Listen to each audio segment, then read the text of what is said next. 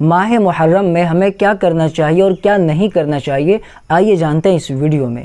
ناظرین، میں آپ کو بتا دوں کہ ماہ محرم میں آپ جتنی چاہے عبادت کریں، خاص کر یوم عاشوراء کا یعنی 10ویں محرم کا روزہ رکھیں، یہ کرنے کے کام ہیں۔ اس کے علاوہ ڈھول تاشا، بینجو باجا اور جنگی بننا اور تعزیہ وغیرہ بنانا، اس کا اسلام سے کوئی تعلق نہیں ہے۔ یہ چیزیں ناجائز و حرام ہیں، اس لیے یہ سب کام نہیں کرنے چاہیے۔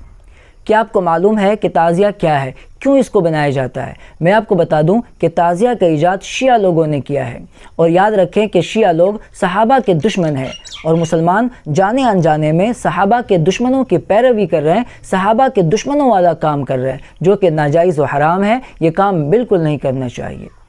شیعہ لوگ حضرت حسین رضی اللہ تعالیٰ عنہ اور دیگر شہداء کربلا کا غم منانے اور ماتم کرنے کے دوران ان شہداء کی قبور، مزارات اور تابوت وغیرہ کی تصاویر ان کا شبیہ بناتے ہیں، ان کا ماڈل بناتے ہیں اور عالم دل نکالتے ہیں۔ ان کو تعزیہ کہا جاتا ہے۔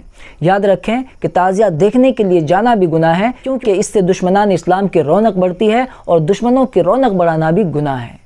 بہت سے لوگ تعزیہ سے منتیں بھی مانگتے ہیں، جو کہ سراسر شرک ہے۔ یہ کام مسلمانوں کو بالکل نہیں کرنا چاہیے۔